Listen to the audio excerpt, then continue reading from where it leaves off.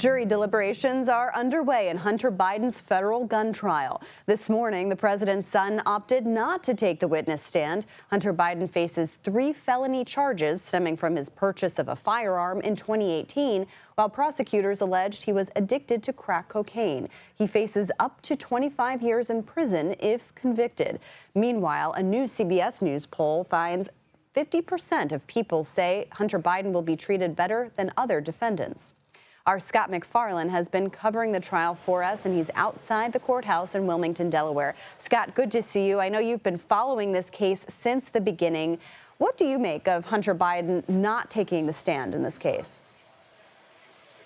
Not a gallivanting surprise to court watchers and those with whom we spoke who are legal analysts and legal experts. He would have exposed himself to an untold number of cross-examination questions that might have heightened his his legal risk, and also supercharged the politics behind this case. The jury here spent about an hour deliberating before the judge sent them home to return at 9 a.m. Eastern time tomorrow. That was after about 3 hours of closing arguments and a 6-day trial.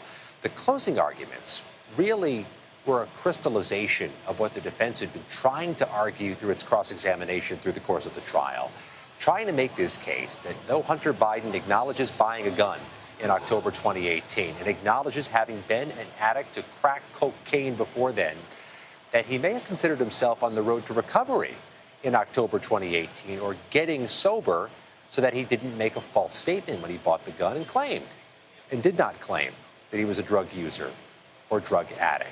It's one of the things the jury will have to wrestle with as they resume deliberations tomorrow morning here at the federal courthouse in Wilmington.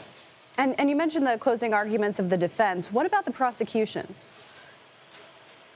They leaned in hard on all the text messages they showed over the 6-day trial and the testimony from Hunter Biden's ex-wife, the widow of his late brother Beau Biden, and his former girlfriend, all of whom testified that he acknowledged drug addiction, including in 2018. They made the argument that text messages, even from that critical month, October 2018, indicate he was either buying or using drugs. And they emphasized what Hallie Biden said. She was Beau Biden's widow. She had a romantic relationship with Hunter when the gun was purchased. She found that gun and threw it away 11 days after it was purchased, and testified she found the gun in Hunter's truck near drug residue. A weight-bearing allegation for prosecutors here. The 6-man, 6-woman Delaware jury, Caitlin, not only watched the case, but in the front row, right behind Hunter Biden, throughout the course of this trial. They saw the First Lady. They saw other members of the Biden family prominently in the courtroom. And the prosecution, as it began its closing argument today, Caitlin, told the jury, pay no attention to those who've gathered, to the media circus outside or the prominent people inside. Pay strict attention simply to the facts and the case.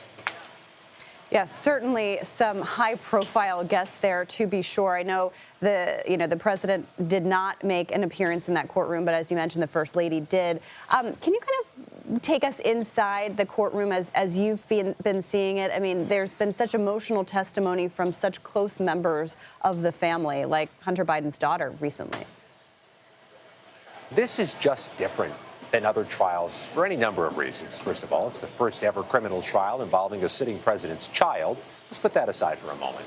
Just the dynamics in the courtroom were distinctive here. For 6 days, this was consistently and unambiguously sad, emotional. It was a human tragedy.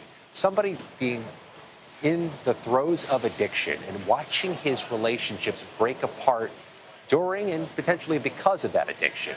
A daughter testifying about her dad being an addict. An ex-wife talking about how crack cocaine helped break apart a marriage. And then his brother's widow, not only describing that key month of October 2018 and that gun purchase, but the relationship she undertook with Hunter Biden and how he introduced her to crack cocaine after Beau Biden's death as well. There was not a moment of levity or lightheartedness in this trial. Some criminal cases, some have moments where the pace changes. This has just been sad from the jump. And have you seen kind of the reaction from others in the room? I mean, I'm curious. Obviously, we all want to know how the jury will react, but any sort of indications? And also, do we know, how long these deliberations could potentially last? Yeah, predicting a jury is always like trying to win the lottery. The odds are against you succeeding. But here's a few things we can tell you for sure. The jury was clearly attentive during seminal moments of this trial. This was not a boring set of testimony. This was visceral, emotive, cutting testimony. It commanded your interest and it commanded the jury's interest. We saw so many of them dutifully taking notes, sitting upright in their seats, attentive, clearly attentive to what was happening. But it was also a brief trial. 6 days is no marathon. It's not short, but it's not painfully long. But it was a captivating set of testimony, and this jury bared that out based on what we saw. Yes, as we underwent 7 weeks of Trump's trial, this seems short in comparison for sure. But Scott MacFarlane, I know you will be standing by, as will we, when the jury returns tomorrow. Thank you very much.